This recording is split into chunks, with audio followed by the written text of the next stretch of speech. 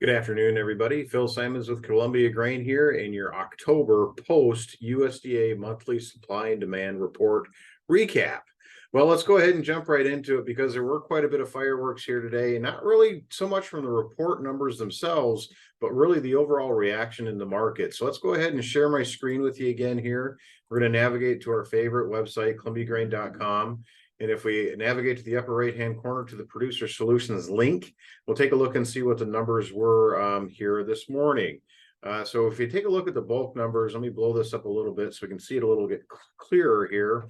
The monthly supply and demand numbers for October came in, as we see here, for corn, that U.S. ending stocks for 23-24 are estimated at 2.111 billion bushels, which when we compare that to last month, actually would be down about 5% from where we were last month here, and down definitely from where the average trade had the pre-report estimates coming in at. For soybeans, October, the ending stocks for 23-24 came in at 220 million, which was a 0% change from last month. But the number actually came in about 16 million bushels light of where the average estimate had it coming in at pre-report at 236 million bushels, and definitely lower than where we were last year at this time, which was at 268 million bushels. So definitely did kind of prod things around a little bit here today. When we look at the overall production, we see that the corn number for yield was actually reduced a little bit as well from last month and the average estimate. But for October, the corn yield is actually coming in at 173 bushel to the acre, bringing production down to 15.064 billion bushel for the U.S. When we look at soybeans, the yield came in, was pegged at 49.6 bushel, which was down about 1% from where we were last month. And also when we look at the average trade estimate pre-report, number was 49.9, but it's definitely it's right on mirror from where we were last year, which was 49.6 bushel to the acre.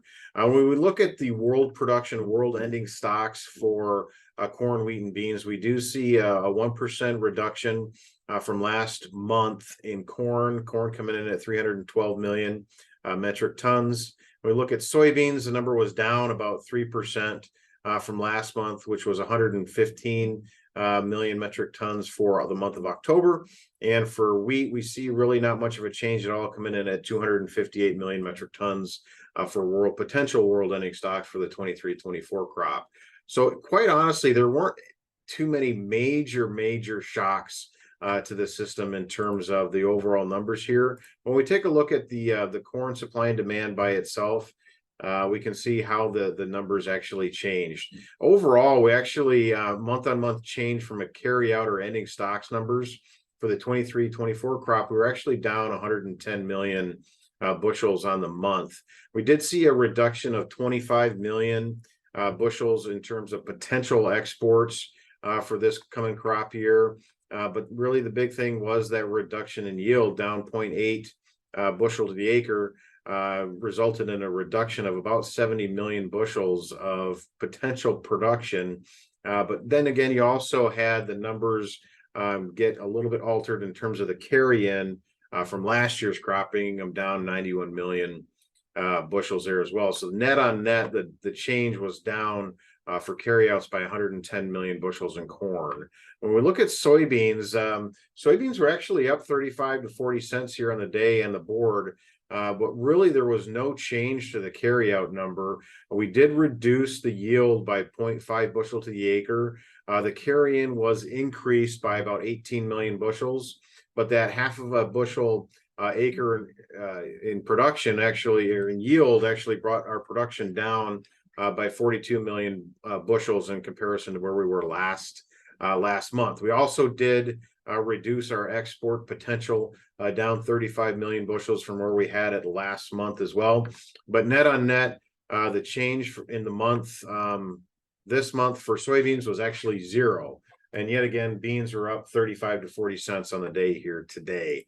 When we take a look at wheat, we can zoom in here a little bit. We actually saw an increase month on month on the ending stocks from September to October, really coming from an increase in production, in overall production. When we look from month to month, September to October, the production of all wheats actually increased by 78 million bushels, resulting in a carryout of higher by 55 million bushels from where we were last month. So you can just see here, September, we had carryout 615 million bushels. In October, we're coming in at 670. But really, when we take a look at it by class, we can see that hardwood winter wheat, the ending stocks potential was actually moved from 256 up to 279. So a 23 million bushel increase in potential ending stocks for hardwood winter wheat. Similar fashion with spring wheat, we see the September number was 138. And for October, we're coming in at 173 million, with it, which was an increase of 35 million bushels on the month for spring wheat. Soft red winter wheat actually down a million in terms of potential ending stocks there. Soft white wheat was up a million, and then durum was down 3 million as well. So definitely something to continue to monitor as we move forward here and throughout corn and bean harvest. And then we put things away. How do we move forward from there? But again, today when the dust settled here, we did see beans, soybeans up 35 to 40 cents on the day. Corn closed up 8 to 10 cents on the day. Chicago wheat was up 15. KC was up about 8, and then Minneapolis was up 5 to 6 cents. We did see quite a bit of activity here in terms of orders getting filled on soybeans in particular. With this move, we did get pushed back up a little bit over $12 for cash price at harvest delivery, which is kind of a gift right now in all intents and purposes. So be sure to get a hold of your local merchandiser and buyer, get your orders out there and working.